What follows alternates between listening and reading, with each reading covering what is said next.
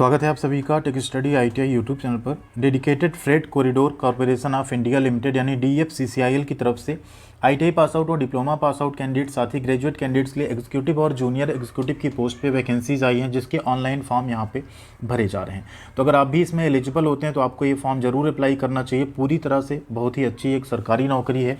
आप सभी को इसमें कई सारे ट्रेड को इसमें मौका भी दिया गया है। तो कैसे फॉर्म अप्लाई करेंगे, पूरा स्टेप बाय स्टेप प्रोसेस देखेंगे, रजिस्ट्रेशन से लेके प्रिंट तक का पूरा ऑप्शन। उससे पहले जस्ट एक यहाँ पे नोटिफिकेशन पे थोड़ी सी नज़र डाल लेते हैं।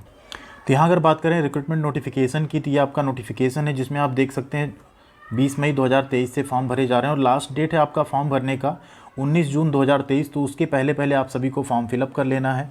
अनरिजर्व कैटेगरी, OBC कैटेगरी और EWS कैटेगरी की इसमें फ़ीस लगनी है। बाकी SC ST कैंडिडेट्स की इसमें कोई फ़ीस जो है नहीं लगेगी। साथ ही साथ यहाँ पे एप्लीकेशन में करेक्शन के लिए भी विंडो ओपन होगी 26 जून से लेके 30 जून तक, जिसमें 100 रुपीज़ आप पे करके कोई करेक्शन भी कर सकते हैं। बट कोशिश कीजिए कोई मिस्टेक आप लोग मत कीजिएगा। स्टेज 1 का CBT एग्ज़ाम अगस्त में होगा, स्टेज 2 का दिसंबर में, और टेंटेटिव आपका CBT जो है ये आपका यहाँ पे एप्टीट्यूड टेस्ट कुछ पोस्ट के लिए सिर्फ ये मार्च 2024 में होगा। स्टेज 1 में कई सारे एग्जामिनेशन सेंटर्स बनाए गए हैं, आपका नियरेस्ट भी रहेगा। बट स्टेज 2 में कुछ गिने चुने सेंटर्स ही होंगे ऑल ओवर इंडिया के। तो यहाँ पे क्लिक कर लेते हैं अप्लाई करने के लिए। एंड अप्लाई करने का जो लिंक है आपको वीडियो के डिस्क्रिप्शन में मिल जाएगा, वहाँ से भी आप क्लिक करके अप्लाई कर सकते हैं। चैनल पर नए तो प्लीज़ सब्सक्राइब करके बेल आइकन को हिट कर लीजिएगा। साथ में ऐसी सभी अपडेट के लिए हमारे साथ आप टेलीग्राम पे भी जुड़ सकते हैं। Take Study ITI Telegram channel का नाम है। जैसे आप यहाँ पे क्लिक करेंगे अप्लाई करने के लिए, कुछ इस तरह का पेज आपके सामने एक ओपन होगा। ये है आपका रजिस्ट्रेशन पेज। तो सबसे पहले इसमें क्या करना है, आपको रजिस्टर पे क्लिक करना है। ठीक है, रजिस्टर पे जैसे आप क्लिक करेंगे यहाँ पे रजिस्ट्रेशन पेज आपके सामने ओपन हो जाएगा।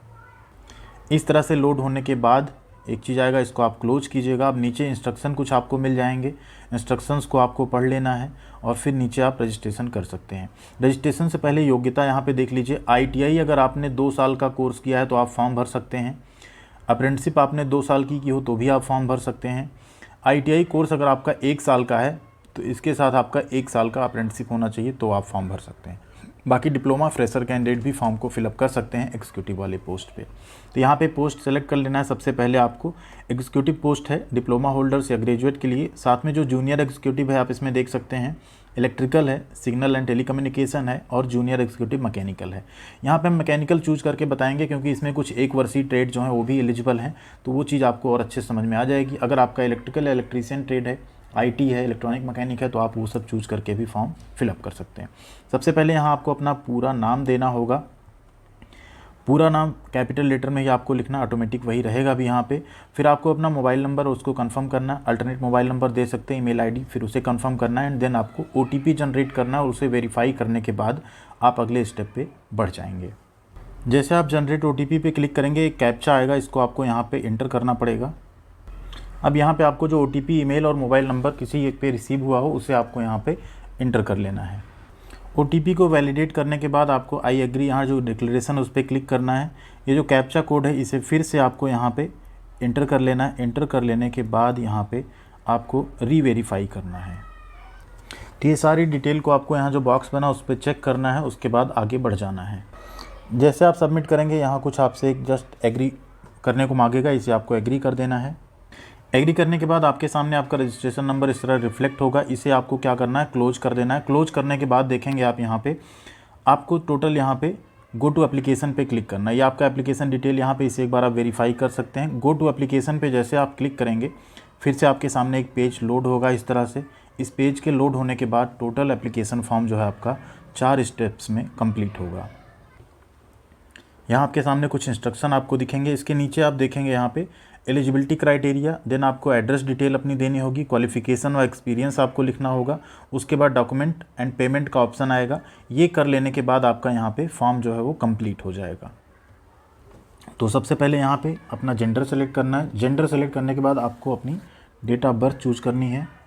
डेट ऑफ बर्थ के लिए यहाँ बने कैलेंडर पर आप जैसे क्लिक करेंगे इसमें ईयर आ जाएगा आपका अपने आप। ठीक है, जो ईयर आ जाएगा उसके अकॉर्डिंग आप यहाँ पे क्या कर पाएंगे, अपना डेट ऑफ बर्थ जो होगा आपका वो सेलेक्ट कर सकते हैं। फिर आप यहाँ नेशनलिटी सेलेक्ट करेंगे। इसके बाद आपको अपनी कैटेगरी चूज करनी है। अब कैटेगरी में आप UR, economy, EWS, OBC, SC, ST, जो आपकी कैटेगरी उसे आप यहाँ पे चूज कर लेंगे। उसके बाद अपनी पर्सनल डिटेल आगे करेंगे। देन आपको यहाँ पे फादर्स नेम, जो आपका पापा का नाम जो आपके 10th की मार्कशीट में हो एग्जैक्टली वही देना है आपको मदर्स नेम एग्जैक्टली वही लिखना है जो आपके 10th की मार्कशीट में है। मैरिटल स्टेटस आपका जो है उसे आपको यहाँ पे सेलेक्ट करना है। उसे सेलेक्ट करने के बाद आपको अपना रिलीजन सेलेक्ट करना है। रिलीजन के बाद कुछ आइडेंटिफिकेशन मार्क हो तो उसे आप लिख सकते हैं, जैसे फेस पे कोई कट का निशान हो, ठीक है, या आपका कोई मोल हो, तिल हो, उस तरफ को आप यहाँ पे दे सकते हैं। इसके बाद आपको यहाँ पे टेस्ट सिटी का प्रेफरेंस देना है। तो पहली सिटी आप देख लीजिए, आपके जो नियरेस्ट आपको लग रही हो वो आप दे सकते हैं। वहीं पे आपका मोस्ट प्रोबेबली चांस है कि आपका सेंटर जो है वहीं पे जाएगा, ठीक है। तो इस हिसाब से आप क्या करेंगे, यहाँ पे 3 टेस्ट सेंटर दे सकते हैं। स्टेज 2 में अगर आप देखें तो यहाँ पे बड़ी बड़ी जो सिटीज़ हैं, दिल्ली, मुंबई, कोलकाता, वही आपको देखने को मिलेंगे। जो बाकी शहर हैं वो आपको यहाँ पे देखने को नहीं मिलेंगे। ये सेलेक्ट करने के बाद आप PWBD हैं कि नहीं, यस या नो आपको करना है। एक्स सर्विसमैन है तो यस या नो, डिपार्टमेंटल एम्प्लॉय हैं तो यस या नो। आप आगे सेव एंड नेक्स्ट पे क्लिक कर देंगे। जैसे सेव एंड नेक्स्ट पे आएंगे, अब आपको यहाँ पे अपना करस्पॉन्डेंस एड्रेस देना है। करस्पॉन्डेंस एड्रेस सही आप लोग भर लीजिएगा। अगर आपका करस्पॉन्डेंस और परमानेंट एड्रेस सेम है तो आप सेम बॉक्स पे टिक करके फिर से यहाँ सेव एंड नेक्स्ट पे क्लिक कर देंगे। अब यहाँ पे आपसे जो क्वालिफिकेशन डिटेल है वो पूछा जाएगा। सबसे पहले आपको 10th की अपनी डिटेल देनी है। तो 10th की डिटेल में जो आपका बोर्ड हो उस बोर्ड का आपको नाम लिखना है। कब आपने पास किया उसको यहाँ आप ड्रॉप डाउन से सेलेक्ट कर सकते हैं, जब आपने हाई स्कूल पास किया हो। इंस्टीट्यूट नेम आपको यहाँ पे देना है। इंस्टीट्यूट नेम आप दे देंगे अपना। इंस्टीट्यूट नेम के बाद यहाँ पे एक चीज़ और सेलेक्ट करने से आपसे पूछा जाएगा परसेंटेज था या CGPA था। तो अगर परसेंटेज सेलेक्ट करते हैं तो आपको कितने नंबर मिले वो पूछेगा आपसे। इसके बाद मैक्सिमम मार्क्स कितना था वो आपसे पूछा जाएगा, ठीक। अगर CGPA सेलेक्ट करेंगे तो आपसे CGPA मैक्सिमम 10 होता है, उसमें आपको कितना मिला। साथ में यहाँ जो परसेंटेज ऑफ मार्क्स आ गया वहाँ पे आपका मल्टीप्लायर आएगा, उसमें आप 9.5 एंटर करेंगे CGPA के केस में। परसेंटेज यहाँ पे आ गया। अब इसेंशियल क्वालिफिकेशन में आपको यहाँ पे देखिए, अगर आपके पास 2 इयर्स का फिटर में ITI है तो आप मैकेनिकल पोस्ट पे अप्लाई कर सकते हैं।